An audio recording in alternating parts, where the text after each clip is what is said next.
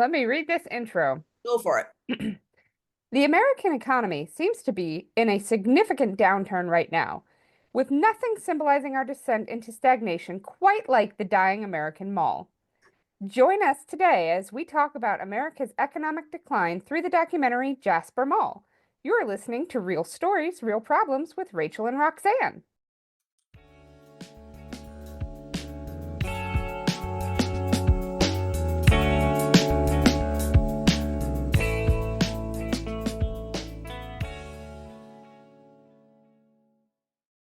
Hi, Rachel. How are you doing today? I'm good. How are you? Hmm. Excited to be talking about this one. Yeah, I was Um, watching this and I feel like this documentary is so much more than it presents itself to be. Like I walked away with 1,000 thoughts and 1,000 questions and it seems very simple, but it it's was really not. thought-provoking. The word that I came away with after, and I literally just finished watching it about 45 minutes ago, and the word that came to me was melancholy. Yeah, it had that. It's like a place that has passed its prime but still kicking by God, like hanging on like a hospice patient on an experimental drug. They're just, and malls were such an enormous part of my high school and college and even graduate school years. Um, Rachel's about, I think, 15 years younger than me, so she didn't Thereabouts. have thereabouts, right? Um, and Rachel, you also grew up in Texas, yes? I did. And the mall definitely had a special place in my childhood. I Hmm. remember going to the mall as a little kid. We went there a fair amount because it was a place where you could run and be and you could have a kid and they could be a kid in the mall and that's Yeah, fine and it wasn't disturbing anybody else. And there was stuff to see and we always were growing out of shoes and doing the things that kids do. of course. So the Yeah. mall was the place to be. And when I got to high school, the mall that had been the mall, you know, air quotes, in my area basically died. Nobody was going there anymore. I would be surprised if it was still in business, quite frankly, because all the stores started to peter out. And then they built a new mall. And then outside of that mall, like about 20 or 30 minutes away, they built like the Shishi Fancy Mall where you could go buy like Hugo Boss things and very God. expensive brand name stuff. So the mall continued as like a concept for me, but that Hmm. specific mall that had been part of my childhood, that was defunct. Well, see, the mall, the reason well, it's kind of threefold. First of all, I grew up in New Jersey, and New Jersey has more malls per square mile than any other state in the entire country, including Texas and including California. And that California surprised me a little, but per mile, per square mile, we have more shopping malls. And that's counting both multi-story malls and strip malls. Um, it was a convenient place to do one-stop shopping. Christmas presents, Christmas shopping could be knocked out in one afternoon. And like you said, there was stuff for the kids to do while the parents did the shopping. There were those little, hobby horses to ride and carousels. And of course, Santa was always there. Well, not always, I hope not always. Santa was there. So that kept the kids out of the parents' hair, while they could do, those sorts of things over there. Um, it was it was safe. It was out in the open. Now remember, I'm saying this from the 1980s. A lot of this is different now. You know, um, there was nobody walking around on cell phones, obviously. People talked to each other. Um, and I romanticize that. I mean, we all tend, I think, to romanticize our pasts, especially when it was a good era. I mean, that's why I'm so stuck in the 80s. I mean, I love the clothes, I love the hair, the music was amazing. And most malls of the larger malls also had a movie theater in the mall. Yep. So you had time to kill. Once you walked in and you got your ticket, yeah, maybe at 45 minutes till the movie started, so that's 45 minutes that you walked around buying things. And then after the movie was over, if it was only like 8 o'clock, why not hang out a little longer? And I think one of the reasons, I'm being garrulous today. What one of the reasons I see we're seeing the decline, first of all, eBay, Amazon, online shopping. Yes, I for can't sure. think of a single person that would say, "Oh, yes, please sign me up to walk in 20-degree weather half a football field away of a parking lot to fight people in person, you know, and get every disease known to man." Oh, hell no. That was an adventure when I was 25, and of course, even though we're 5 years away from the pandemic, a lot of people are still masking and you're crammed in together, and people are like, why am I here? Why am I doing this when there's another option, online? Why am I putting myself, and I'm not just saying COVID, cold and flu season. I mean, I think that was another thing. Uh, Also, mass shootings. That's my final point for now. Mass shootings. I Yeah, mean, I if think yeah, mass shootings definitely are a big concern in mall type environments here. And I think we undercount just how badly shootings and gun culture and stuff impact our decisions. Like when I yeah, think about going to the movies, I tend to choose emptier showings because part of that is, I don't want to sit next to other people and be crammed in, and I want to be able to, not have to hear right, people talking. But part of that is I don't want to be a crowded theater if a gunman comes in. Like, I don't want to be that target. And it's the same concept going to malls and going to, everywhere, going to any place really. And then when you add in the spread of disease, and then when you add in the fact that everything costs $80,000 and nobody's gotten a raise since 1996, like it just no longer becomes a fun place to be. And I've noticed a decline specifically in the mall culture where when I was a kid and a teenager, parents pulled up and they shoved you out of the car and they were like, go to the mall. I'll be back in 4 hours. And you and your friends right, went to the mall. exactly. That's what. And now you can't do that. Kids get Oh arrested, kids get no, kicked out. They are not allowed alone at the malls near me. If you no, have, not in mine either. Oh, yeah, you never gave us a recap of where are we on this day in this state? yes. No, Well, this yes, documentary came out in 2020. So the pandemic. That's yeah, what we need to know about what was going on with this when this documentary came out. that's Um, okay. and I will say that when I put on this documentary, that opening thumbnail with the colors and the font of Jasper Mall, it like grabbed me by the throat and pulled me back into 1992. It Oh, just had that visual that it was like, oh my God, yes, I remember. I remember that now. Um, Oh, wow.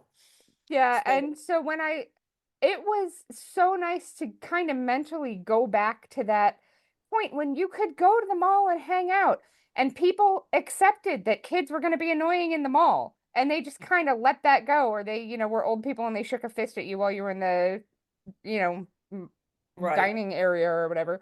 But that's about as far as that went. And Hmm. now that's no longer a thing. And like when you see this documentary and as they're going through showing all of these empty stores, all of these stores that are open, but they are just holding on for dear life. They are not making the money they need to pay the rent in these spaces. Um, it's hard. And then It opens following the security guard who opens the doors. You're watching him. right? He's a security slash custodial for the entire Shows mall. all the opening procedures. Hmm. Hmm. And he talks about how in the winter he opens early so that homeless people have a warm place to be because, there's really no place else for them. And that made me weep a little bit that there's still that kind of kindness. I do know that the mall I work at, there is one door into the parking lot that's open 24/7, and that's for shipments or if when we do midnight displays.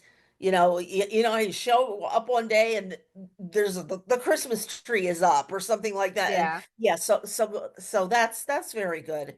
But the thing that, from the very first moments of this documentary, I was touched by how the mall has the capacity and the many of the people that have the drive to make it a communal space. They opening the doors early so homeless people can have a warm place to be.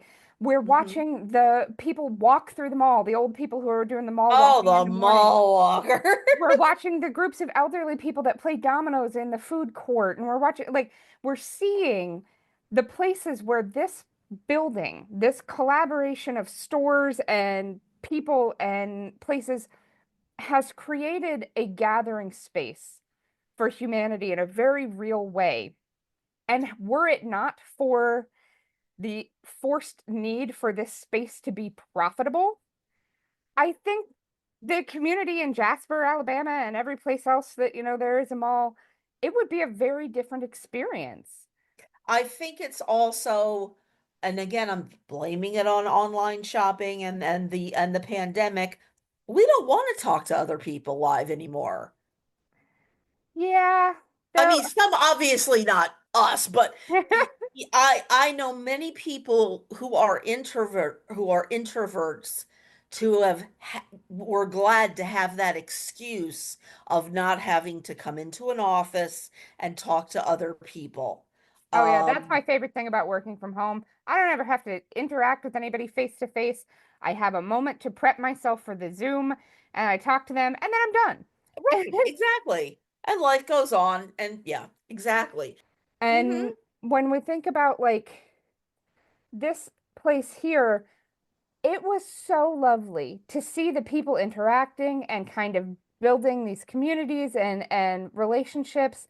And there were a couple of moments where I was like, what in the world are they doing? Like at one point they're all standing there pledging the flag and I was like, this is not elementary Oh school. my God. I swear, I was on the other side of my room changing my glasses, and I heard the Pledge of Allegiance. And I, wait, this isn't supposed, what is this? And there's all these mall walkers with their matching teal velour tracksuits or whatever, with their hands over their hearts, staring up at the mirror. And the I best part of it was though, and liberty and justice for all. Amen. That's a Southern thing, I think. Is it? So when I I've was a kid, never heard amen at the end of anything but a prayer. when I was a kid, I went to school in Texas. We said Right? the Pledge of Allegiance every morning. We also said the Pledge of Allegiance to the Texas flag every morning. So I still know the Texas Pledge of Allegiance. Like it's a thing that is burned into my brain. I did not know there was such a thing. Yeah, Texas prides itself on being the only state to join the United States willingly, and that they are then the only ones who are allowed to fly their state flag at the same height as the American flag. They have a lot of like local state pride built Weird around this flag lore. concept. Wow.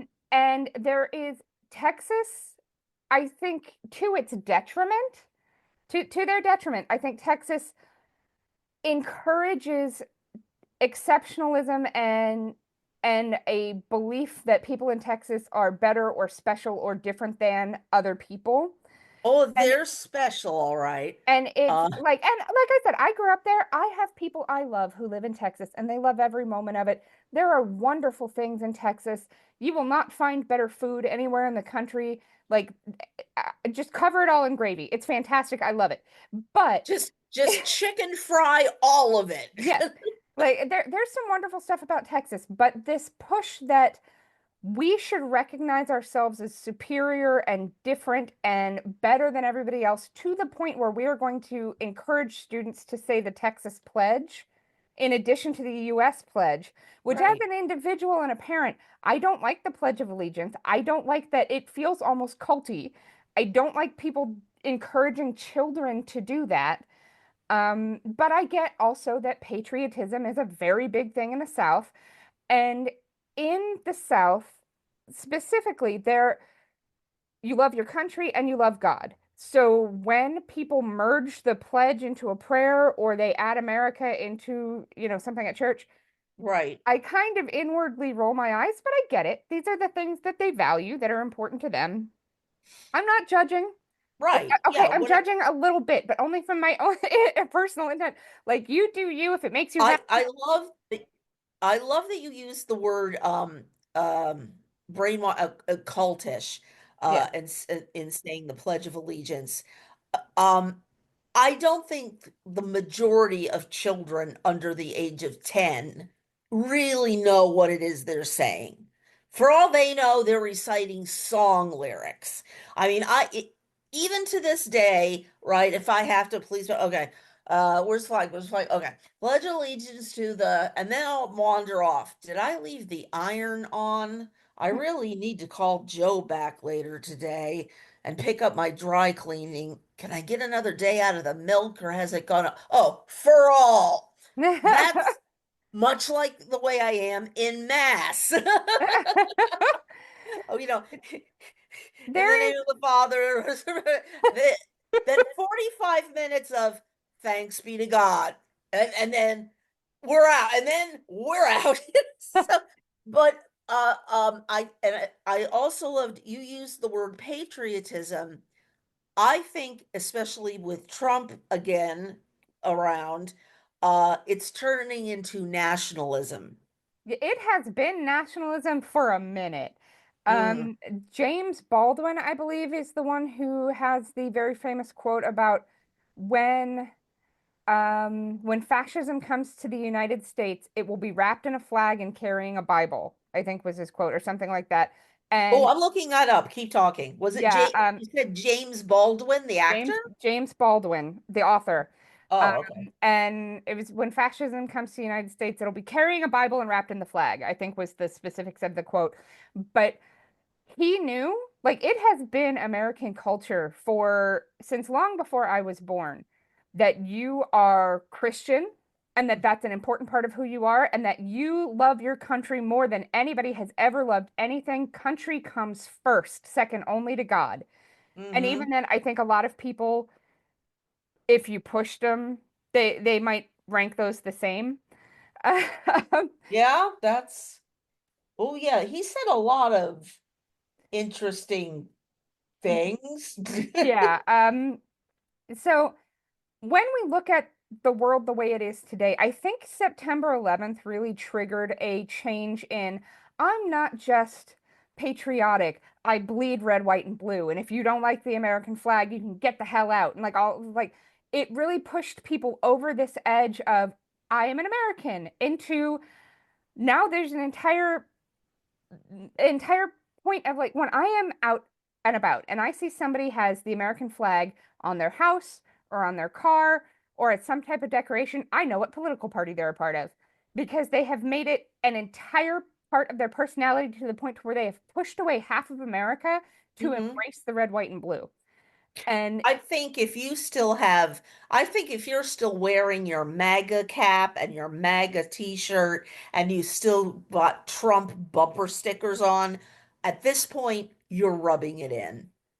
yeah, it has become really uncomfortable and but at the same time, like there is a line where you have to understand that people who, when you live in the South, when you live in Texas or Louisiana or Alabama or something like that, this is kind of built into your world.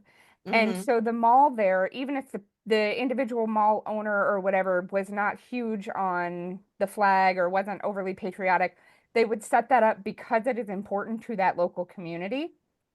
And so, I get it. But there was just so much that I saw that it would like pull me out of things for a moment to see it Hmm. when they were like they were talking to the florist. They talked to her two or three times, and her comments were, "Yeah, sometimes you get a wedding or a birthday, but it's mostly funerals." And like Yeah. the Hmm. business of death here at the mall kind of thing. And Yeah, yeah, yeah, exactly. uh, It very, very disheartening. And it I also got the feeling that the older people, the mall walkers, um, that there was nowhere else for them to go. yeah, this They is were like, "Yay, I'm exercising. Maybe there's Julio on the other side by the sporting goods store, and we might meet up at the Gloria Jeans after a while and have a latte."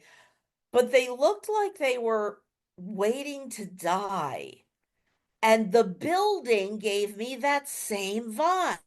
yeah. This documentary actually, without mentioning it, but just in the showing of the mall, really shone a light on the lack of third places or third spaces in the United States. Because like we have home and we have work Right. and you can go shopping, but we have systematically over the last 30 years or so removed all the free places to be. Like there's the Yes. occasional park or playground where if you're there and you're an adult and you don't have kids with you, you're clearly there for nefarious purposes. Uh-huh. Um, Or but libraries. We can still go to yeah, libraries. libraries are good. But we no longer have like community centers or, rec centers or things. When I was a kid, I spent hours and hours a week taking taekwondo lessons for $4 a lesson at the local rec center or playing basketball at the Awesome. local rec center or going to the town pool. It was $1.50 to spend the day at the pool. Like we made affordable places where people could spend time, Hmm. and we've slowly pulled those away one by one with the intent of, I think for some people it's worry about safety. Those kids who are out there doing dangerous things, you don't want them out Right. in front of the store. You don't want, and then so that they lose that space. And then, oh, well, now there's people that are doing drugs in the park, so you can't have the parks open. And now you like, so we have slowly, one by one, ripped away all of these spaces. Well, now kind of the mall is the only place left that's not your own backyard, you know? Right. And the malls, they would have like the GameStop and places where the kids could go and play video games, and while the parents got them out of their hair, I don't want, I want to go home. I want to go home. No more. You're going to sit here at the GameStop. So it was a win-win for everybody. The food is a little questionable when it comes to price, but there's a wide variety of it. You could get Yes. any ethnic food that you want there, you know? Yep. And I'm reminded watching this documentary of like I don't know if you ever got to go to Old Vegas where you showed up and then for $1.99 you could go to the steak and egg buffet and then you went and played penny slots for like 4 hours and then you went and there was a free show and like there was all this like free stuff that was available to people in Las Vegas. My first my the first time I went to Vegas was in 83, but because I was underage, I wasn't allowed in the casinos. So it Yeah. may have been going on and I just didn't know about it because then I didn't get to California or Vegas again for another like 22 years.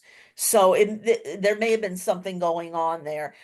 Like Um, there was yeah, at one point a time where casinos were owned by individuals and they offered a lot of free perks, free parking and cheap food and like crazy buffets that it cost you basically nothing because it kept you in the casino and where coming you could be back. Mhm. gambling.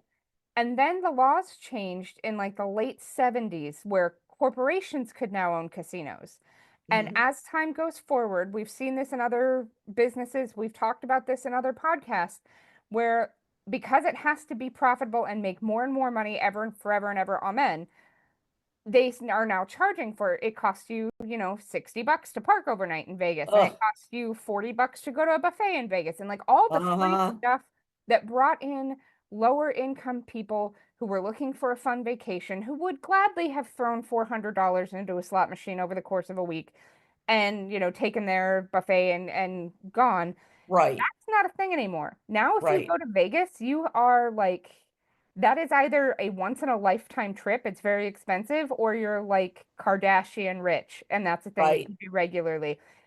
They've removed the lower middle class from their audience, and I Hmm. think we've seen a lot of that with malls and other places too. Like, not to that extent, but like we've removed all the things where kids could hang out and where adults could sit and chat. And now, if you're not spending money, you have to be moving, moving, moving. And it's, I think, leading to the downfall of a lot of these places. The whole time I was watching this documentary, I was Hmm. looking at every time they flashed to the empty J.C. Penney's where there used to be a store. I thought, so if you put a mini golf thing there, 18 holes for $5, you come in, you get a club and a ball, you return your club and your ball at the end of it, you get your $5 back. That puts Right. people in the mall. They're gonna stop Or and get lunch. or a laser tag. Yeah, or You laser know, tag or something like, because in my mall, we have two defunct stores like that too. One is J.C. Penney, just like that gave me weird vibes. And the other was Lord and Taylor. mhm. And they're right next to each other. That could be an enormous, like you said, venue for something fun. Miniature golf, like you said, or laser tag, or a rage room or something. But just something that Whatever. is an Bouncy activity. castles, fake rock climbing wall. My God. And again, that would give the kids a place safe to be where mom and dad could go and buy the Christmas presents. Santa is bright. Yeah. Yep. And because there is nothing like that, because we have to squeeze every penny out of every inch of every space, there is no longer, hey, here's this place where you can drop your kids and go shopping. Like IKEA, 10 out of 10 would recommend. When my daughter was little, we went there all the time. We would drop her in their free 45 minutes of daycare, and we Mhm. would go that was one of the things we did. We would get a date 45 minutes. We'd drop her at the daycare, we'd go get Swedish meatballs and waffles or whatever, and we would sit and have a great time. And we inevitably bought like an alarm clock or a lamp or whatever as we were going through because they brought us in and we were there. And so we might as well buy something. Like, Right. Exactly. but It's there, psychology. yeah, there's nothing like that anymore because if it's not earning money, so to speak, it's a loss. But it's empty. You're making nothing on it right now. If you put Exactly. something free in it and let people have that space, they would go to other places in the mall. I am reminded of an episode of Happy Days where stay with me. Okay. Okay. Wherein Howard Cunningham, who I can't even believe I have to explain. Mark, he owned a hardware store, Howard Cunningham, and he became very very sick with the flu, and he couldn't go to work, and Marion, his wife, said, Howard, I'll go open up the store. I'll take care of the business, and Howard's like, okay, fine, but take Fonzie with you if there may be stuff to lift and move that you're not strong enough to do, and a little misogynistic back then. But anyway, so the what Marion comes home and she said, she tells Howard that she had spent the entire day selling gallons of paint for $1 each. Howard flipped the hell out. The Fonz just kind of stood there, as he did. And then he goes, Marion, do you have any idea how much money You lost me today by spreading a word around that Cunningham's was selling buckets of paint, gallons of paint for $1. And she goes, "Oh yeah." And she goes, "And you made it all up in paintbrushes, rollers, canisters, the tin trays that they they did. That's Yep. how the most expensive things in the store went on a dramatic sale, but they were in the store and they thought, well, as long as I'm buying this paint to finish the garage door, I'm going to get some new hinges to make it pretty. And oh, here's a roller. I don't think I might. Brilliant. Yep. And we don't have anything like that anymore. And No. it's so hard. And when I'm looking at these big empty spaces, I mean, I understand logically. I mean, this mall was built in 1982 when, basically all the malls were built. That's when they popped up Yeah. out of nowhere. And they were 100% created as tax loopholes for developers. Like the reason malls became so prominent was in large part because you couldn't lose money opening a mall Right. based on the taxes. And so there was some shady stuff to it, but like getting to see all the stuff that they were could have been doing with the space and they're leaving it empty because it's a tax write-off or they need to charge a specific amount to put a new store in there. Well, if you turn that J.C. Penney into a free open space, now you have people coming in to go to other stuff. Like when I went to we went to Niagara Falls a few years ago, Mhm. and there is the buffalo wing Duff's, the place that they didn't invent the buffalo wing, but they perfected it is their thing, and they're Okay. fantastic wings. They have one in a mall there, and it's literally the only thing in that mall. Like we walked through 50 dead stores to get to this buffalo wing shop. Hmm. Had they put anything else in there, like we to go to the buffalo wing place to visit Buffalo, we would have walked by all of these shops. Aim stuff at tourists, It but sounds like you were walking through a graveyard almost. yes, it very much felt like a graveyard. And a lot of watching this documentary felt like kind of watching a graveyard. Hmm. And even in the way that people talked about the town and the way that they talked about like I loved watching the two women, the ones from the salon, Uh-huh. talking about their futures. And one of them just wanted to get married and buy a house. She wanted to progress, she could build that life. And the other one was like, but we don't have a life. We live in a fishbowl, and there's an Yeah, entire ocean out there where we could go be in New York City where there's people and stuff. Or, she really that saw was a the great value. analogy. Hmm. Yeah. And so like I was that woman when I sat in my tiny Texas town. Like, granted, I was in a suburb. It was bigger than Jasper, Well, but yeah. I sat and I talked to my friends who were like, "Oh, I want to get married," and I was like, "Yeah, I want to get out. I do not want to be That's here." it. That's everybody's dream is different. I mean, and I went to high school with this. She was 2 years older than me. We're still very, very good friends. And her only dream in life was to marry up and have a bunch of kids. That was all. That's all she wanted. And I was like, that's enough for you? Mm. How can that be enough for you? And she did exactly do that. She married a wealthier guy, no, filthy rich, met a wealthy guy, had 5 kids, and now they're living high on the hog. She achieved her dream. Me, on the other hand, doing a podcast about homelessness. So, but one of my dear friends pointed out to me, I was bemoaning my failure at achieving my goals, and he said to me, "Love, did it ever occur to you that her goals were just really a lot easier than yours? You Yeah, know, that's and fair. yeah, making toast could be somebody's goal. You know, you just chose to challenge yourself a little more. Like, yeah, I guess you're right. Well, and there is nothing wrong with wanting to have a husband and a family and a home It's and not. build that life. That is fantastic. I have done that. It's A plus, 10 out of 10, would recommend. Mm, But like it's not wrong to have other dreams either. Like there's right. nothing wrong with wanting to go and do an experience and be elsewhere.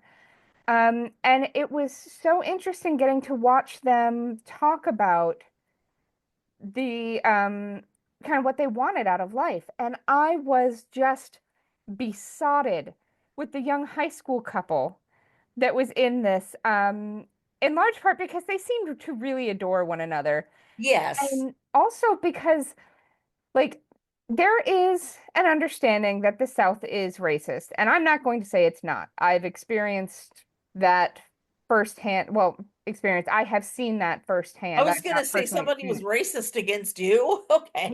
no, but like I've been in situations where I've seen people being Sure. racist where they assumed that my whiteness meant I would agree with them. Yeah. And so they felt safe saying things that I found repugnant. Uh-huh. Oh, Um, isn't that a joy? yeah. So I have seen that.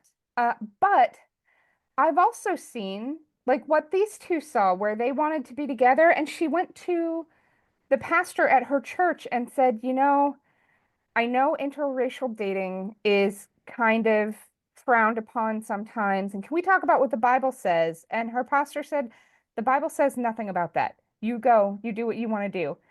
And they felt comfortable Awesome. and they felt safe. Like there was at no point did they seem like they were hiding from other people or like keeping it private to themselves. They were happy and out and in love with one another and well, out. He was black and she was white. It was not a homosexual relationship. That probably would have been a different deal. But Totally digging this pastor though.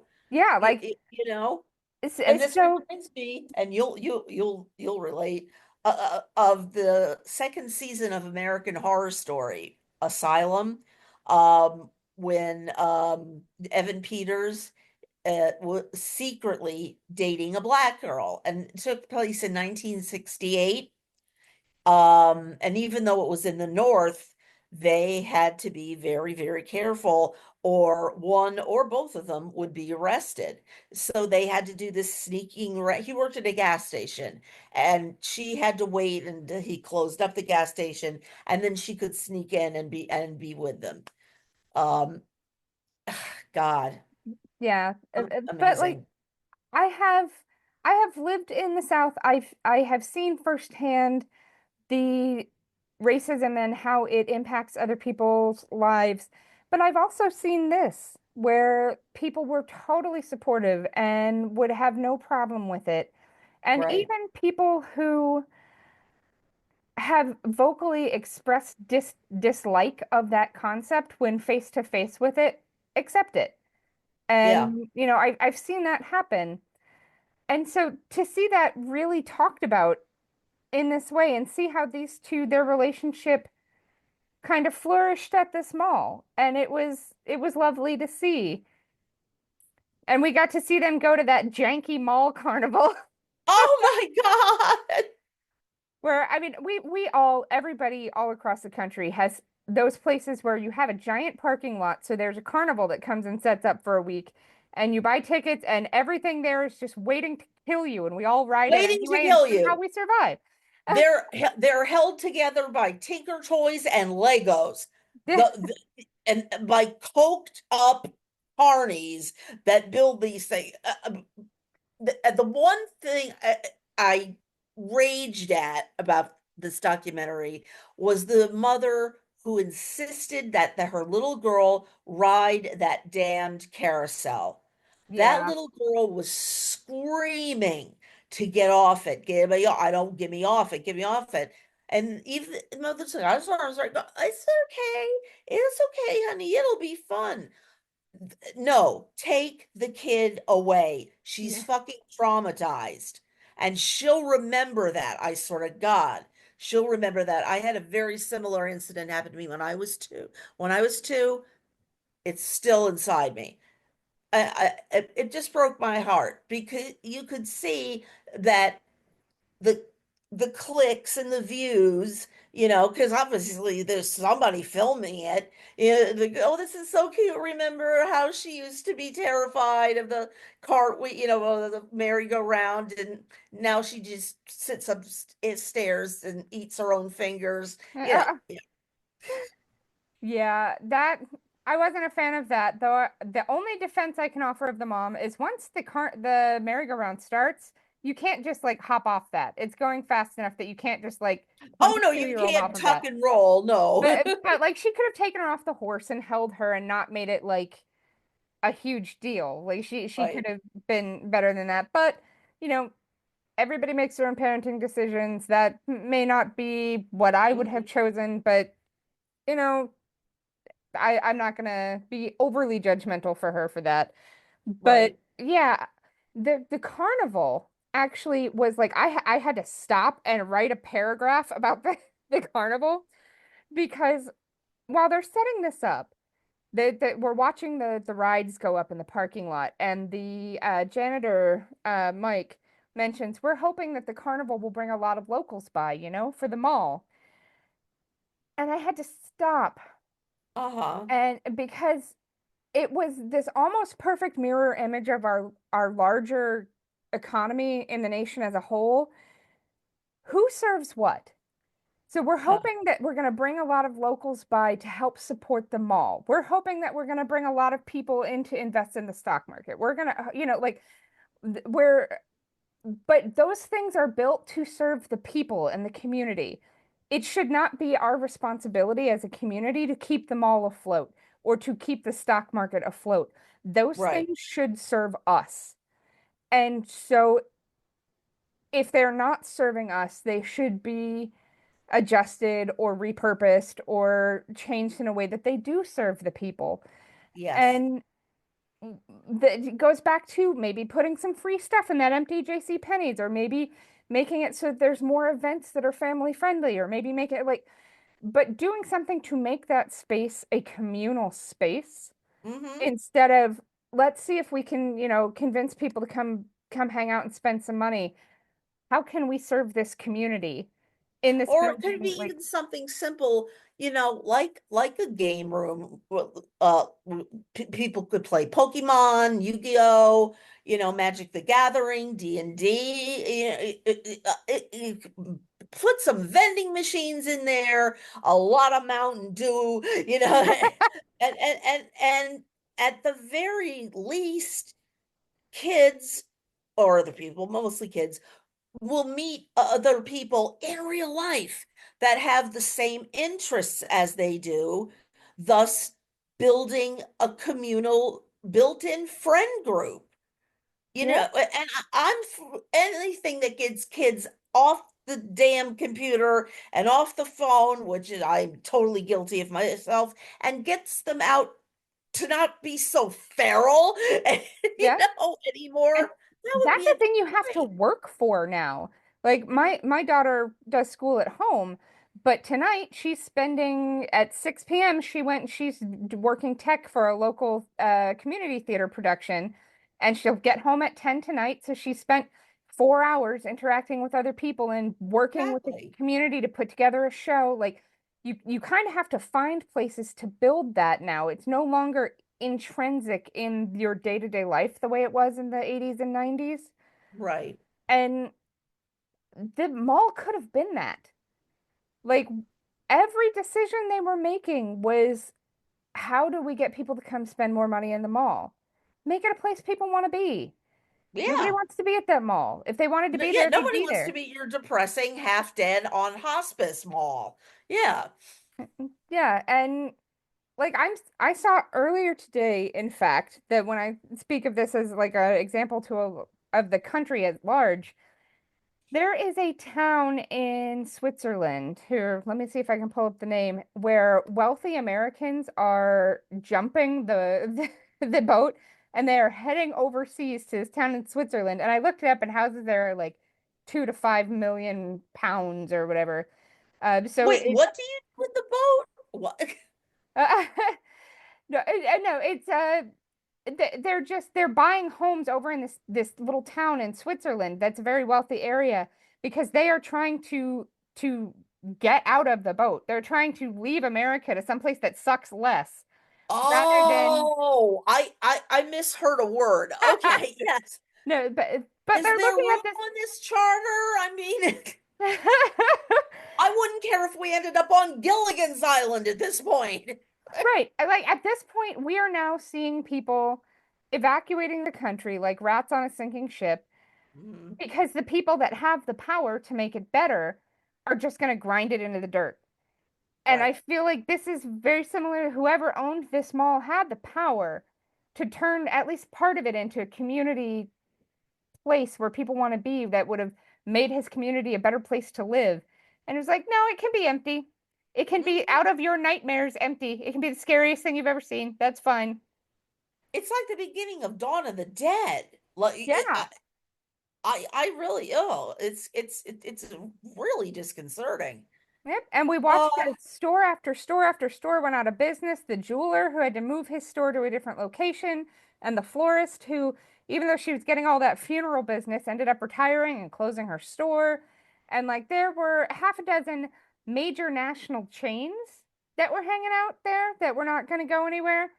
But the small independently owned places were packing up. And at that point, I would honestly think, when I was working at the mall in college, yeah, in college, my first couple years of college, there were a couple of stores that sold ridiculous nonsense, like crazy Italian Murano glass and art and stuff.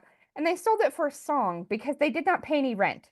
They paid no rent yeah. to the mall, and Hmm. they were there so that the mall did not look dead or empty. And so the mall had like three or four companies that they said, you know what, whenever if somebody wants this space, we're going to move you to a different empty store, but you're going to be here to be a business, to look full, to make appeal to people, to bring in people who want cheap art.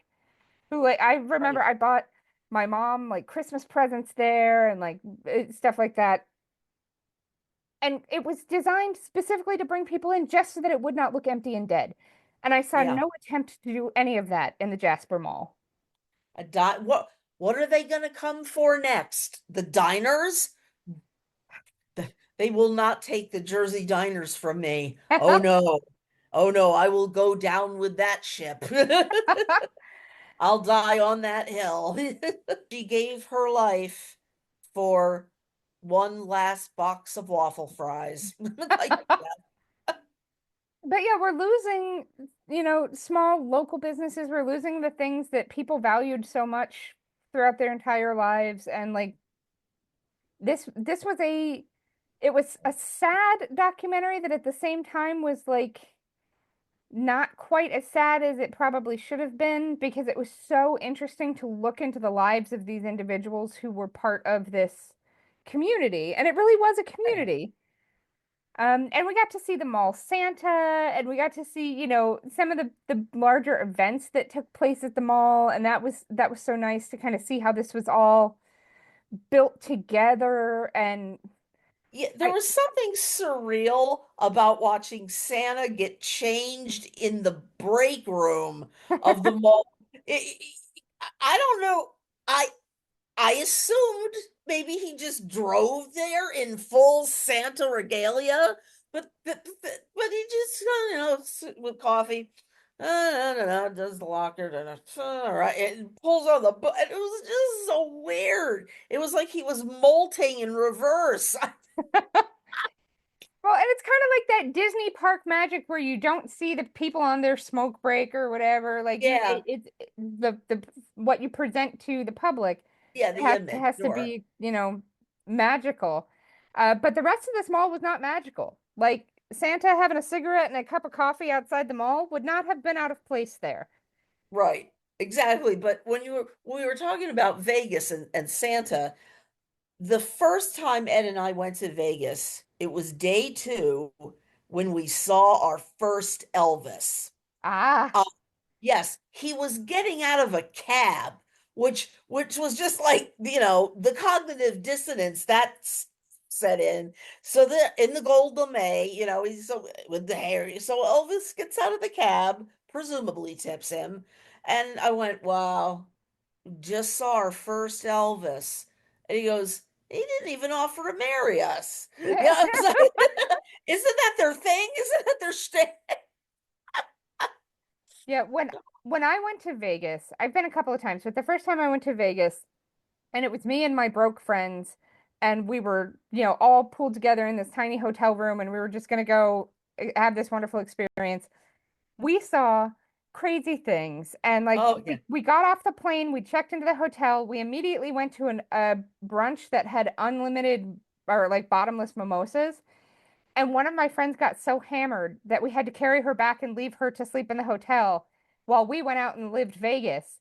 And while I was there, I ate on, I kid you not, $2 a day. I had a chocolate covered banana for breakfast and I had a McChicken from McDonald's in the afternoon. That's all I ate. That was not free, because there were places that were giving you like free things. And I spent the rest of my money just exploring every corner and facet of this incredible place, and I loved every minute of it. I spent, God, probably 60 hours in front of penny slot machines and watching shows and doing the things. Ah, God, I love that town.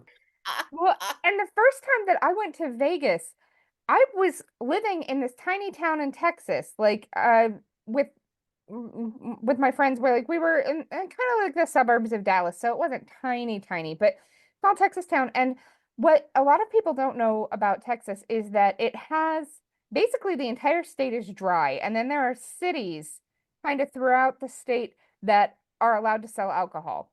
I And did know that. I grew up like on the border of a town that could sell alcohol, but it was hard like to get if you wanted to have a drink or if you wanted to do something like risque, you there was no doing it. And you could not buy a lot of things closed completely on Sundays.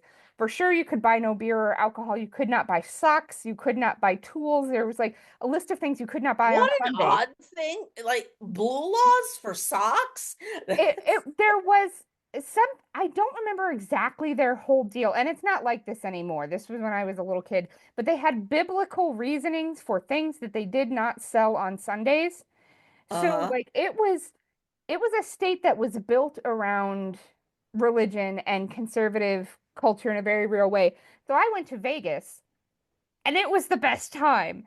Of course it Like was. I get to see scantily clad people doing like flying around above the slot machines in the Tropicana Yeah. and getting to And you're see like, what sort of mind trip am I like? like it was very much like getting to go out and meet people in a real way from kind of all over the world because I went to college and it in a much tinier town than the one I grew up in, still in Uh-huh. Texas. So it's similar vibes. And we literally, my friend who was drunk, that we had to get her at a hotel, once she sobered up and we were out for the night, she was wearing high heels, but she was also wearing toe socks, rainbow colored toe socks. And about halfway through the night, she was like, "These are digging into my toes. I can't wear them, but I have to have socks." She grabs this dude who's walking with his friends and is like, "Will you trade socks with me?" And he's like, "Sure, what the hell?" And so she Only traded. in Vegas could you do that. Only in Vegas could you do that. Only in Vegas. That's awesome. And so, like, it was the kind of place where you could do crazy things. And not like, I can't tell anybody at home about this, though that stuff does happen there. But, like, just you could have these crazy experiences where people kind of were all people together. And Right. there was less between us that people hated. Like, we were all there to gamble and have a good time. And that's all it was really. And so that whole environment, having that type of situation, that's kind of what I think, without, the gambling and the booze and the whatnot, that's kind of what a mall should be, where everybody's coming together and we're all just, coming together as part of this community. And like, it, yes, there are stores, yes, they sell Absolutely. things, but it should be a place that is communal. And I felt so bad, like, watching in this documentary as this community, like, we watched it fall apart. We watched him hire one new dude. I looked it up. Hmm. Apparently, the pay rate at that point to clean the entire mall and like where people shit on the floor and stuff. They talked about the disgusting things that they found in this mall. $8 an hour. And that's what you Mhm. got. Yeah. And it just felt so sad, like this, like it was almost like the song Allentown, but a movie about a mall. Oh, I love that song. Yes. I love that song. And it took me many years to realize it's not a patriotic song. Oh, it's not. It's kind of like, the Little Pink Houses is not a patriotic song, and little like, No, exactly. Oh God. but yeah, And it then felt. there's those weird people that still insist on having their wedding song be Every Breath You Take. Yeah, some people are going for vibe and not like lyrical meaning. But yeah, Yes. this documentary kind of felt like that, in that I have this story to tell about these Americans who deserve so much better than what they are getting. Hmm. And here's my story about this mall. I'm going to tell this story through the lens of this mall. And it Terrific. was just, it was a hard watch. And I mean, I've worked at malls at various points in my life. I worked at one of the anchor stores at a mall, and I Hmm. worked at, I don't even know if this store is still around. I'm going to look it up because if it's not, I will certainly talk about it. Let's see. Ah, no, it is still around. But it is a schmancy candle place. Like, it was, they kept it dark and it was lit by candles. Like, we lit candles and that's how the store was lit. And it was very like she. And every day I would come in and I would have to stop people and be like, don't let your kids touch the candles, please. And inevitably, some kid's fist would go through the wax and we'd have to be like, now you have to buy a candle, sir. I'm sorry. But I've like, never, I'm thinking that sounds positively medieval. And it and was and then I thought that sounds positively a fire hazard. one guy literally lit his hair on fire. He turned around and he had long hair and it whipped behind him Right. and it caught on fire in a candle. Um, it was gorgeous. But it was not a great like business. Yeah. Yeah, this was a very small like store, and it was not very well run. Like they would put people on the register and then they would pull them off and put somebody else on that same register without counting it out or anything. So you'd get to the end of the day and it would be off and you wouldn't have any idea who had done what with the register, because this was before like we had the ability to track minute like interactions with the register throughout the day. And they were bad at scheduling, and it was not great. At one point, a woman brought a Hmm. ferret into the store and then just like silently put it on my shoulder because she thought it would be silly and not aware that I would fling that ferret. Like it was, I I'd be fired. So, I think that's another reason that American malls are dying. There's too many specialty stores. yes, Anchor store, Target, Walmart, and at the time I was in college, Kmart, Woolworths, which was way even way further back. You could get anything you wanted at those stores. And like my mall now, the mall I work at now, I can't afford to shop at it. And then, a customer will come in and go, "Do you know the way to the blank?" And I'm like, I don't get paid enough to actually shop here. I go to my store, I go to my car, I go to my store, I go to my car. That's all I know. And I think that's another reasons why we're seeing thinning crowds we between are. And online shopping, and I just can't afford these high-end specialty, salons. It's weird. well, and one of the lessons that America should have learned from Henry Ford was that if you want people to be able to buy things, you have to pay them well. Like Yeah, that was his deal. I have to pay you enough to be able to buy a car. Otherwise, I'm only doing half my job as running this company. But excellent point. Hmm. now we're at a point where people get paid essentially nothing to work at Hmm. the mall, or to work at, fast food or to work at anything, that we've just started shaming people for having those jobs and telling them they should do Hmm. better. But there's not better out there for a lot of people. Hmm. Or there may be better, but there's . 50 people who want that one job, or. Yeah. So yeah, Oh, if you can't afford to shop at the mall, they're missing out on a customer who would be there regularly all the time because Oh they yeah. don't pay you enough to shop at the mall. Right. The logic is flawed at best. Oh God. Take us out of here. Thanks for listening to Real Stories, Real Problems with your hosts, Rachel and Roxanne. We hope you enjoyed our deep dive into Jasper Mall. Join us again next week for a glimpse into another financial problem and a documentary all about it. If you enjoyed our show today, please remember to like, subscribe, and leave us a review on your podcast app. Thanks for listening. See you again next week.